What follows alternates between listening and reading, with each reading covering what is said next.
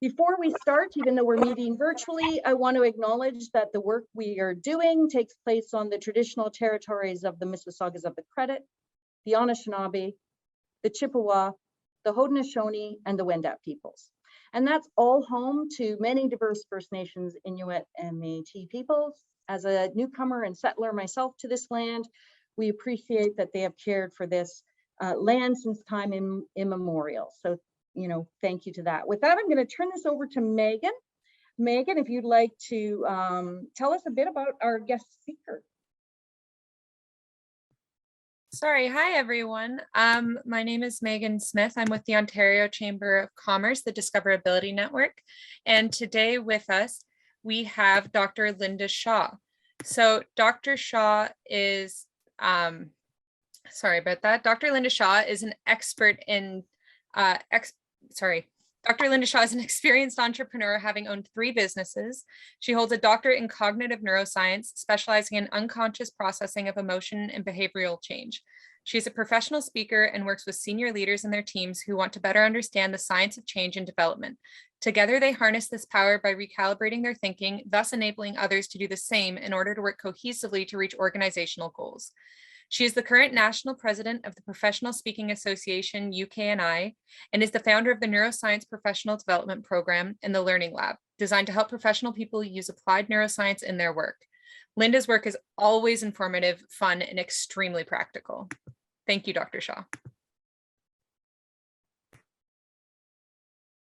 Okay, everyone. Hi there. Welcome to the toxic positivity talk that we're going to have together. Now, I'm going to start with a little story about a friend of mine. A friend of mine quite recently was diagnosed with cancer. And it was devastating. It was, she was very, very poorly, although it was news to her. She didn't see it coming at all. And she was trying to be very brave. She was trying to be very brave because she has a young family and she wanted to try and face this, try to sort it out in her head as best she could. So what she tried to do is she wanted to talk about it. And talking about it, one of the people that she spoke to about it was like, oh, I know somebody had that, they're fine now. How do you think that made her feel? Or somebody else said, but you look so well. You can't be that poorly. So you see, all of these things, this is what we call by toxic positivity, because what they were trying to do in the goodness of their heart was try to make her feel better. But in trying to make her feel better, they made her feel a lot worse. So when you feel worse like that, what it did to her, she actually became, she looked in on herself more. She just thought that, well, okay, I'm feeling ashamed that I'm talking about this now. It's not doing me any favors at all. I'm even feeling guilty that I'm complaining. Maybe I shouldn't be talking about it. So she actually compounded her issues because she became depressed. Because no one was allowing her to validate her feelings. People were invalidating them because they didn't know how to handle it. Now, that is what we're going to talk about. That is not fair. It is very unhelpful and it can be extremely harmful. So toxic positivity, we need to do our best not to do ourselves, and indeed educate others not to do it as well. So in this time we've got together, I'm going to talk about what toxic positivity is. I'm going to talk about how it can be harmful, and I'm going to talk about what we can do instead. And then we've got some questions and answers afterwards. But before I start that, I want to tell you a little story that has got a little bit of poetic license, but nevertheless, it's something that is the pure foundation, the absolute foundation of what will be helpful to you to know to this lunchtime today.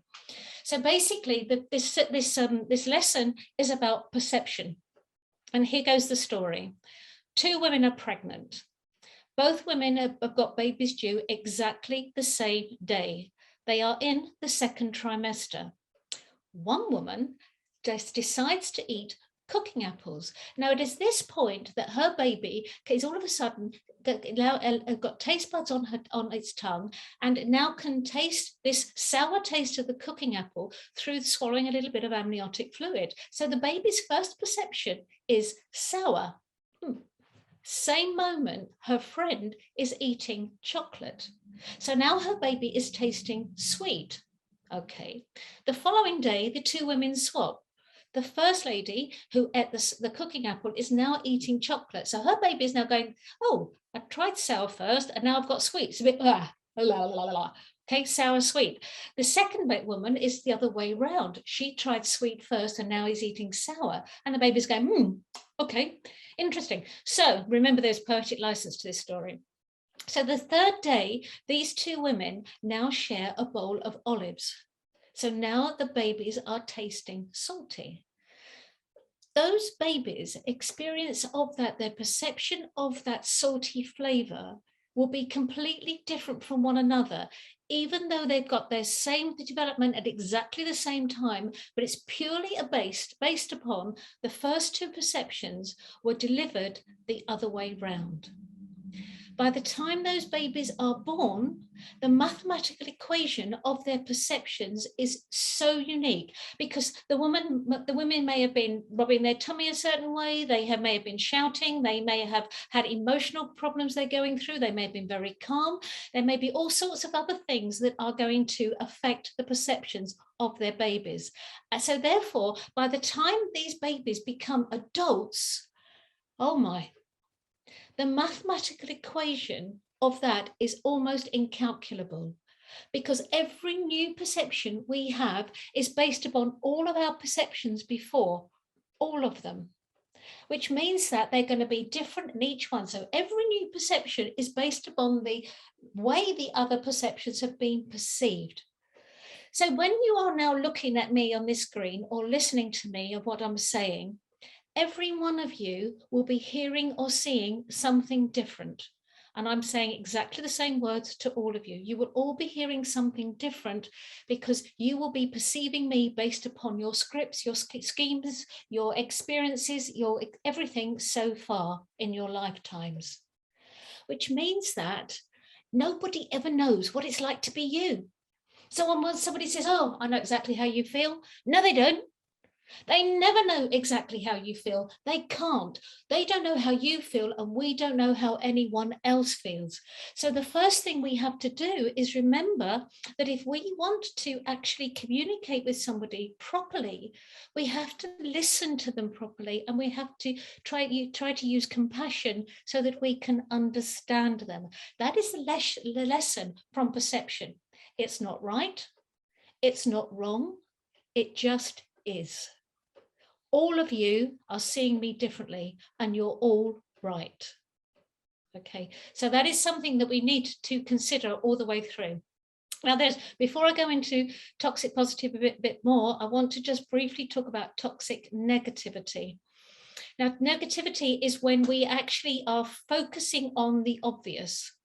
When we are focusing too much and we're compelled to talk about something that is very obvious to the person we're speaking with, when in actual fact, we don't know what they're thinking. So why are we offering information that is not going to be of value to them? Because the only thing, we're not mind readers ever, but always what everyone is thinking in a general term is, what's in it for me? They don't want to know about you talking about something that you perceive to be negative about yourself. They want to know what's in it for them. So let us move on. Toxic positivity. When we use platitudes, when we use generalizations, it can upset a lot of people. It can be extremely invalidating. And when we feel invalidated, we feel stressed. And when we feel stressed, what we do is we concentrate so much on that feeling that we are not being effective or efficient. When we are working in that state, but by the way, toxic positivity is just a mindset. So when we are working like that, what we do is we're finding it's very, very stressful. We're feeling very, very anxious. So we put the blinkers on. And we're putting the blinkers on because we are concentrating on the perceived threat.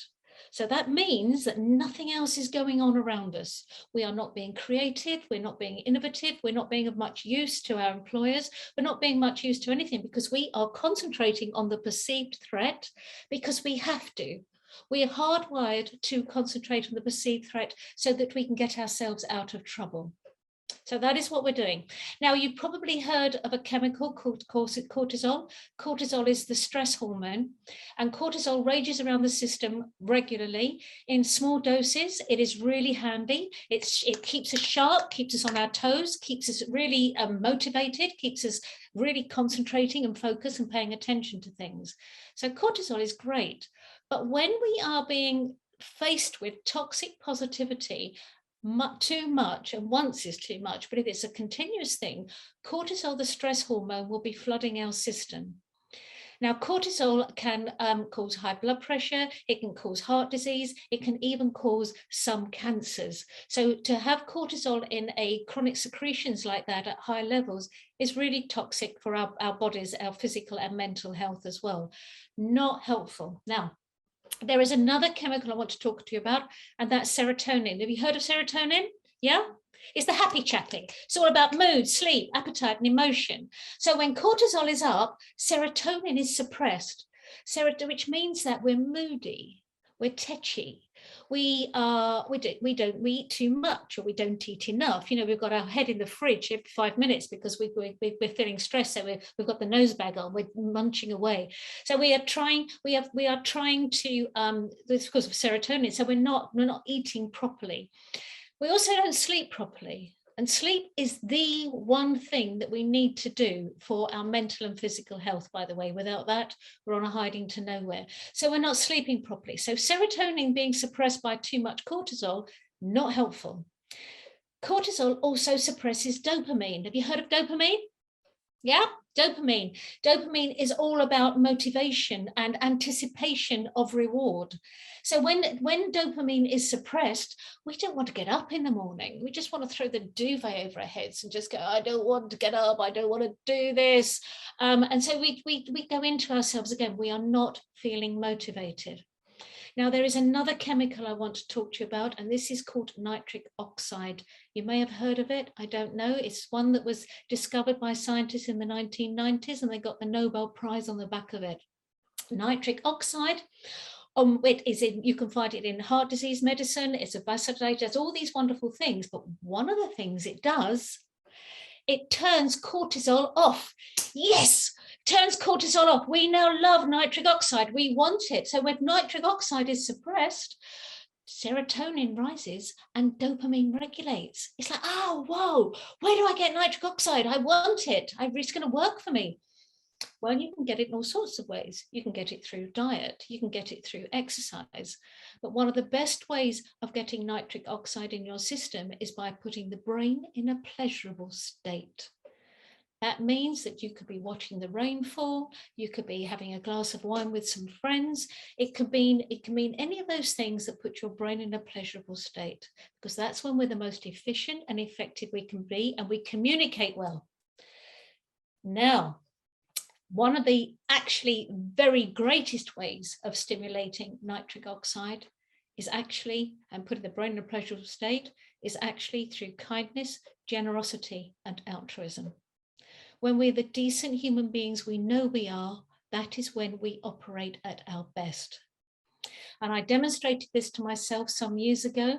I had a meeting in London, and I parked one side of a park, and I walked through the park, and as I did, it was autumn, and the dew was falling, and the leaves were slippery on the ground. And as I was walking through the park, I was very mindful of a chap lying on a park bench who was very dirty.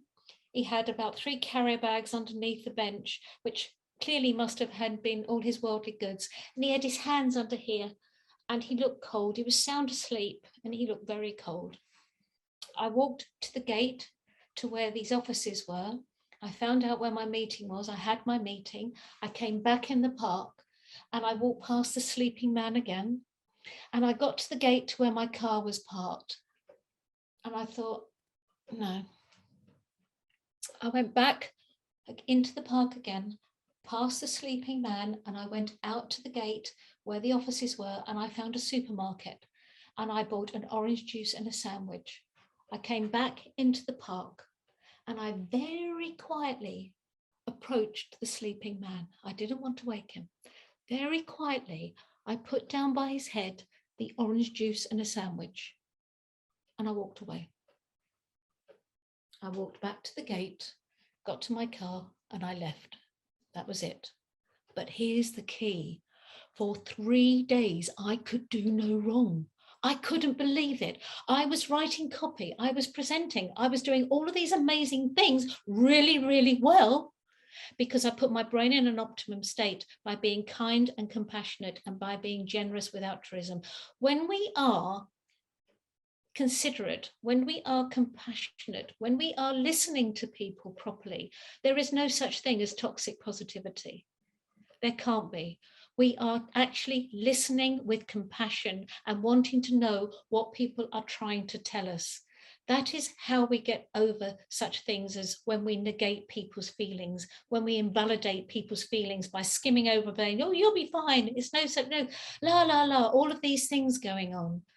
That is the key to actually being much better at you not using toxic positivity, and encourage others not to do the same. So what stress factor is absolutely massive when it comes to toxic positivity, and we need to actually address that. But what I'd like to do is talk to you a little bit about emotion, because negative emotion and positive emotion are things that we've labeled as being good and bad. It's not true. They are not good and bad. Positive and negative emotions are equally as valuable. Equally as valuable. So we use these labels to demonstrate a point, but the trouble is these labels can run away with us. So we start to think negative emotion is something that we shouldn't be having. It's undesirable. That's not true. Negative emotion, think about anger. Anger is absolutely brilliant as long as we're not lashing out. Anger is brilliant because what it's telling us is that somebody stepped over our boundaries. And that is not right. And we can actually address that accordingly. So we need to think about perhaps what happens if somebody has lost somebody they love, either through illness or through somebody they're just not loving them back anymore. So we are now in this prolonged area of grief, and that are we thinking that's bad? No, because it's telling us how much we love them. All emotions are just as valuable as anything else. So we need to remember that. Equally, when it comes to this idea that some things are normal, some things are not, no, please don't go down that road, because there's something called the DSM-5. The DSM is the Diagnostic Statistical Manual of Mental Disorders, and most psychiatrists and psychologists around the world use this manual, and it's a description of every kind of mental health challenge that we can have. But here's a secret. The version 5 actually talks about nail biting. You're thinking, what? What do you mean nail biting? It's because it's described as some part of the OCD collection. It's under the umbrella of that. So if you start reading this manual, you're going to come away thinking, well, no one's normal. We've all got something strange about us. We've all got something that's a bit odd, which is good. It is fine. It's delicious because it defines how diverse the human species is. It's absolutely delicious. So we need to embrace that. So when it comes to emotion, please don't think about negative emotion as being bad and positive emotion being good. It's not like that. It really isn't. And equally, when we are in these mindsets of that we formulate for ourselves, what we think about is we must come away from trying to fix people. People tell us things because they just want to get it off their chest. They want to tell us because they need to exorcise their feelings. They need to feel as if there's some kind of anchor with them. They're not asking us to fix them. They're just asking us to listen. And that's what we need to do. So what do we do instead? How do we actually get over this? Well, first of all, let us talk about how toxic positivity can harm us. It harms us because it can affect our cognition very badly. So it can stop us learning. It can stop us using our memory very well. It can stop us using our decision-making processes very well, our judgments, our perceptions, so many things, our problem solving. All of those things can be negatively affected with toxic positivity. And when you think about it, we've been through 2 years of part isolation through the lockdowns. We are listening to what's going on the news, which is very devastating and can affect the whole world. There's an awful lot in the last 2 years we're putting up with. And to be honest with you, we're all doing extremely well, because we are here. You are all here now. We're doing really, really well. So we start to count ourselves lucky, when we start to count ourselves lucky, it means that we start therefore thinking that, well, we can't actually complain about things because we haven't got the right to. It's shameful and we feel guilty. So we can actually fall into these traps ourselves. Big alarm. Big alarm is this. Toxic positivity can happen in an abusive relationship. So for instance, if somebody is physically or mentally or sexually abusing us, if we are using toxic positivity ourselves, we can say something like, oh, they don't mean it. They love me, really. No, that's not helpful, that's harmful, and that's not acceptable. So we must be careful of toxic positivity when we're talking about ourselves as well. So what to do instead?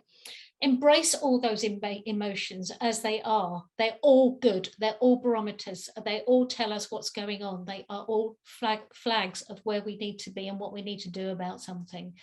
Please be authentic.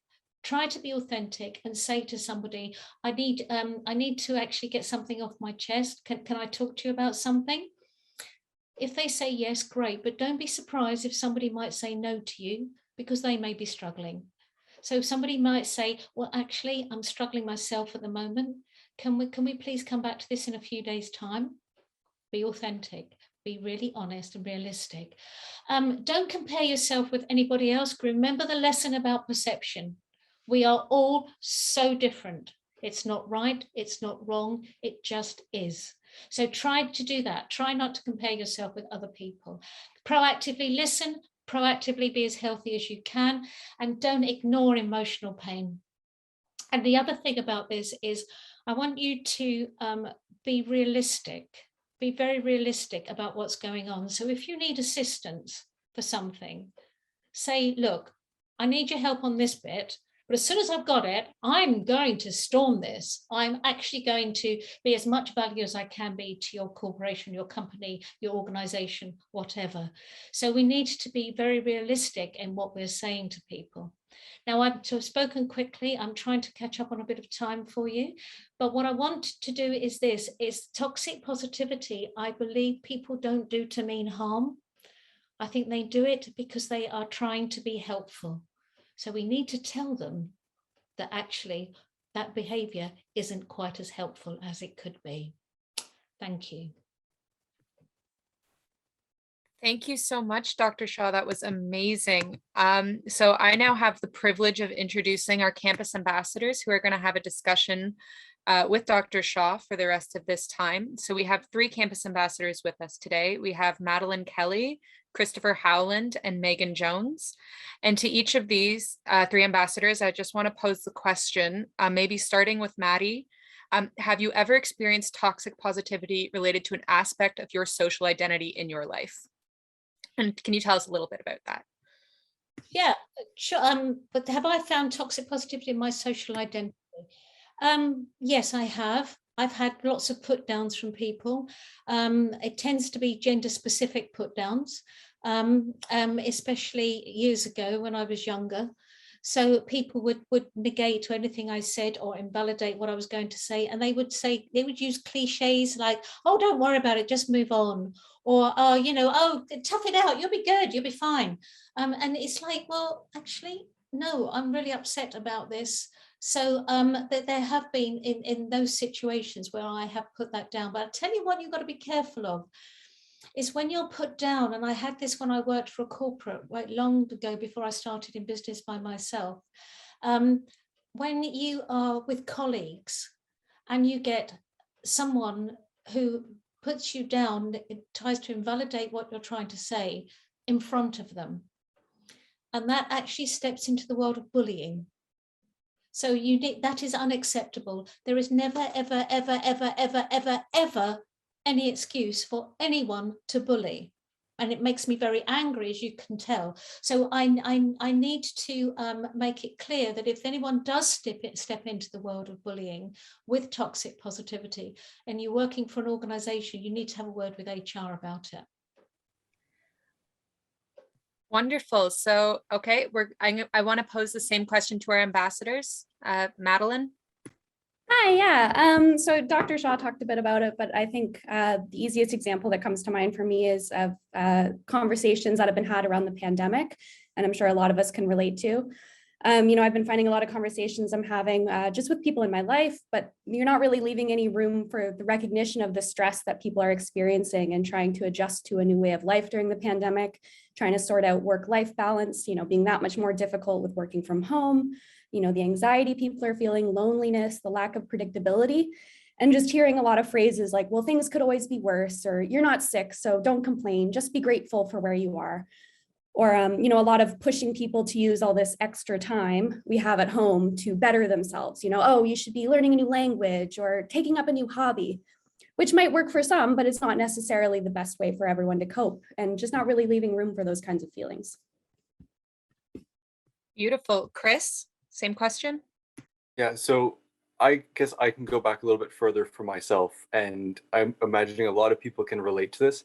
At the beginning of my university career, I was very overwhelmed and stressed out, trying to balance work, a new relationship, trying to maintain a physically active lifestyle, and succeed in my grades. And I remember being like really upset all the time, and reading in one of my psychology courses, reading a journal article by, I think her name's Dr. Isha Gupta, and she studied like brain and spine, and she gave a beautifully articulated article about how to make yourself happier, to trick your brain physiologically into responding to release those happiness hormones that Dr. Shaw was talking about with serotonin, dopamine, and all that stuff. And I would just smile all the time and try and trick myself. But, you're suppressing your actual emotions and not expressing yourself as an actual human being. And you start to develop a weird disassociation with your own feelings.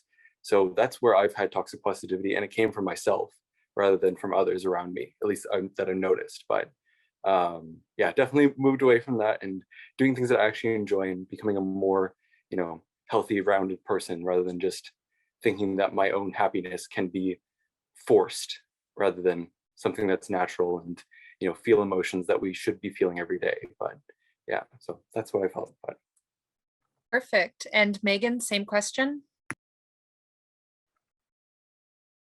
I certainly feel a lot of pressure to perform a certain way. Being disabled, but also being, I guess, what's called able passing, I get a lot of pressure from able-bodied and disabled-bodied people who say things like, well, other people have it worse than you. And that statement's really frustrating, because, it's not like 7 billion people entered a giant contest and we decided, whose suffering is the worst, and only the worst suffering people get to have compassion and understanding. I feel like this is also tied to being female and being young, where I'm sort of forced to perform as like an angel, or like a kind of a little lamb, where I have to, if you've ever heard the phrase like, well, that person's like a jerk face, they're not worthy of my help. If I need help and support, I have to behave a certain way to be worthy of help. Like, people really want me to perform an overcoming adversity narrative for them. So if I'm tired, if I'm frustrated, if I'm lonely, that doesn't fit that narrative. And I get kind of forced back into that box when I'm just not able to do that. Okay, beautiful. So now the ambassadors have prepared some questions for you, Dr. Shaw. So I believe, Maddie, you're first.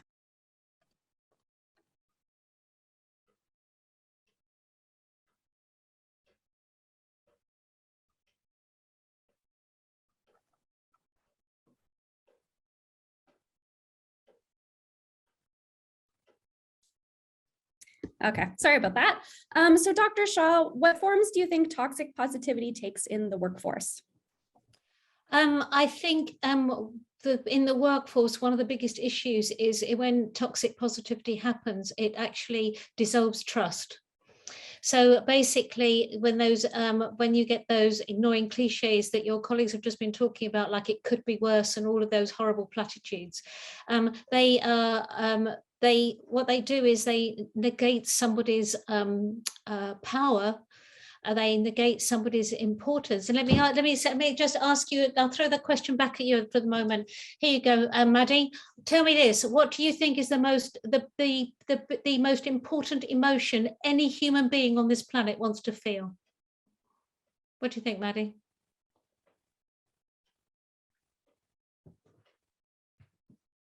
Can't hear you. You're muted. Sorry, I have to be unmuted by the host. Okay. What we most want to feel, I would imagine, maybe happiness. Happiness. Okay. Thank you. Do you know what the answer is? It's significant. Okay. So if we are, thank you for that. If we are in a workplace when somebody is made to feel insignificant, it is exceedingly bad for the workforce, exceedingly bad for everyone, because that person will start to distrust the boss or whomever, and therefore, and distrust is contagious. So other people in the workforce will be doing the same thing. So that's those sort of put downs that is one of the biggest issues when you see toxic positivity in the workforce. Perfect. Thank you so much. Thank you. All right, Chris, I believe you have the next question. Dr. Shaw, where do you see toxic positivity most strongly affecting people with disabilities? I have noticed, and I'm sure you can all correct me if I'm wrong, but I have noticed that some people with disabilities feel they're compelled to adopt a more of a positive attitude than they want to. And they feel as if they've got to be this bouncing around Tigger, and oh no, I'm ignoring the fact that I have a challenge. I'm going to be, la la la. So they feel compelled to adopt this positive attitude, and they can, in so doing, they can be criticised for being unrealistic, which isn't fair. It isn't fair. So basically, if somebody's got persistent physical barriers or financial challenges or discrimination going on, then it's actually absolutely okay not to be seen as being positive. But equally, it's also feeling good isn't a virtue. Feeling good is normal. And everybody has a right to feel good sometimes and a right to not to feel good other times. So I think there is an issue up there that I have seen. And the other thing that I have noticed also is that people feel sometimes that they've got to fix the person with a disability. That must be so annoying. It's like they've got to, to try to fix somebody. And so they're saying something positive and whatever. And it's like, no, just they come up with things like, well, focus on your abilities, not your disabilities. That's arrogant. That's an awful thing to say to someone. So all of these things are going on. And I think that is indicative of people with disabilities, that they have to put up with an awful lot more. Wonderful. Megan, you had a question? Yes, Dr. Linda. So what are some tactics that you would advise for combating toxic positivity when it does come up? Okay, I think one of the things that we need to do is to call it out. We need to actually say to somebody, your behavior I'm finding hurtful. I know you don't mean it, but this is what it does to me and does to other people when they hear such things. So we need to call it out, and also know that it's not your fault. It is not the fault of the person who is the butt of the toxic positivity. It's not at all. It's that other person. It's their way they're coping, and it's the way our society has developed them to think that they have got to be positive all the time. And do you know what? Sometimes I think you need to walk away, just to think. Just get out of there and don't get drawn into it, depending how bad it is. But if it has got bad, then you need to pay attention to how they're making you feel. And if they're making you feel bad, then you need to call it out and just say, this isn't right. Can we chat about it? Not nastily, not being accusatory or anything like that. Just have a sensible conversation if you can. Mm-hmm. Wonderful. Chris? So Dr. Shaw, I want to ask, where do you think the line between like authentic positive support and this inauthentic support comes in with like toxic positivity with people with disabilities?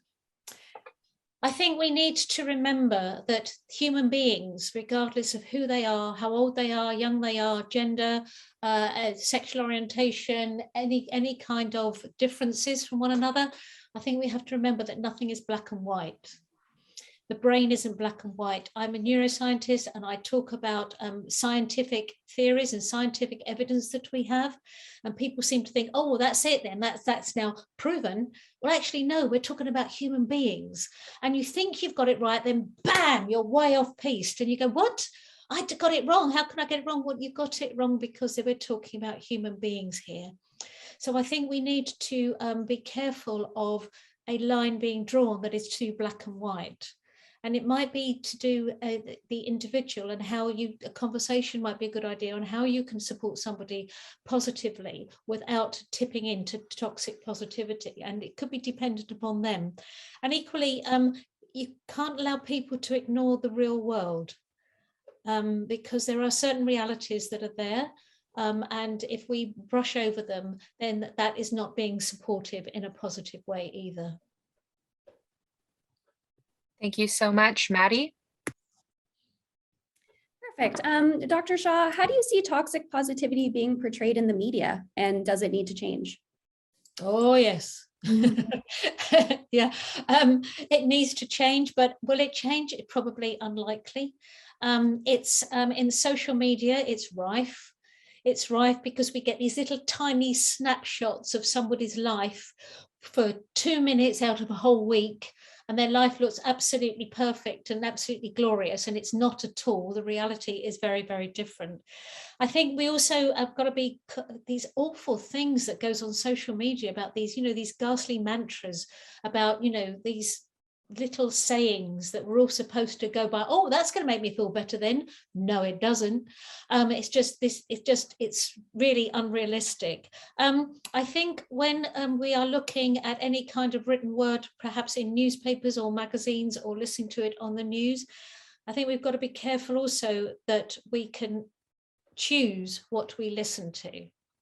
So to a certain extent, we have to take control of some of this and decide that, do you know what, I don't need that, I'm out of here, and just not engage with it at all. If you are finding that you can't unfollow, you can't mute, or you can't not read a particular article, all of these things, if you're finding that things are getting on top of you, but there's no one to talk to, then of course there's the age-old tip of journaling or just writing down how you feel and then destroying it so that just in case somebody ever saw it. Because that wouldn't be helpful either. Thank you so much. Megan, you had a question? So do you see attitudes around toxic positivity changing at all? And if so, how? As always, whenever it comes to communication, we have to do that very thing, communicate. So raising awareness will help people stop using toxic positivity. But trying to be understood and accepted for feeling bad, and feeling bad is healthy. So-called negative emotions are healthy. There's nothing wrong with them, is a good way of doing this. Suppression doesn't work. It doesn't work in any shape or form. The human spirit won't allow it. It has an effect for a short while, but then it will not, because people will stand up. So equally, I think we need lessons in naming emotions that are actually, they're not bad. So actually stand up and name these things. Wonderful. Chris? Yeah, so last question for you, Dr. Shaw. What are the signs of toxic positivity within a workplace? And a follow-up question to that, are there ways for us to identify these signs prior to accepting a job? Yeah, that's a really good question. I think perhaps at the interview stage, you might be able to get the gist of whether somebody is listening to you properly. You might find that if it's a board that's interviewing you and they've all seemed to be lacking in listening skills, that might give you a clue about how that organization is operating, because they should be able to communicate with you properly. So poor communication skills could be an issue. Feeling unnatural, not being themselves, that could be an issue. And certain things like failure is not an option. Really? I thought we learned from failure. So why is that not an option? Why are we not embracing it? Why not we deliberately failing to learn something sometimes before it's actually extremely important? So if deliberate failure is actually really a great way, or forced failure is a great way of operating. So if somebody is using words like that, be a bit careful, be mindful. On the other one, I really really irritates me is, if I can do it, so can you. Oh, how arrogant is that? So so be careful of those sorts of sayings if you're in an interview situation, and you want to get a handle on whether this is indeed somewhere you want to work. Thank you so much.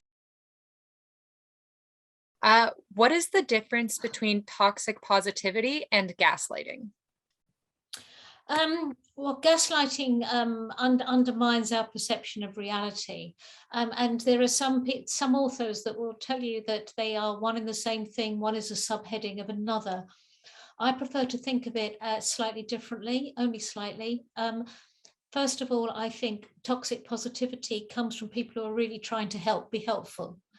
I don't see them as being deliberately toxic, although sometimes they are, but I prefer to give them the benefit of the doubt, and therefore have a conversation about it. But when it comes to gaslighting, I think that people, when they're gaslighting, I think it's almost deliberate and covert. It feels to me a bit more sinister. I'll give an example. Abusers will do this. They basically make you feel or manipulate you to feel bad that you feel bad. That is gaslighting. And that to me sounds a little bit more aggressive than in actual fact toxic positivity. Thank you so much. And that is the end of our questions and the end of this talk. I want to give a huge thank you to Dr. Linda Shaw for being with us today. It has been eye-opening and amazing. Thank you so much. I would also like to thank our wonderful ASL interpreters, Dean and Joanne, for being with us here today. We really, really appreciate it. Please join us next week for our honest conversation about how to network with a disability with Sarah Phillips-Smith of Scotia Wealth. And if anyone had any questions, I'm sorry we didn't get to them today, but you can always send us an email at honestconversation@occ.ca. And also please follow Dr. Shaw on her social media and LinkedIn at Dr. Linda Shaw. Thank you so much, everyone, and I hope you have a wonderful rest of the day. Yes, and Megan, if we can put those in the chat for everyone, that's very much appreciated. And thanks for all our campus ambassadors as well. Everyone take care.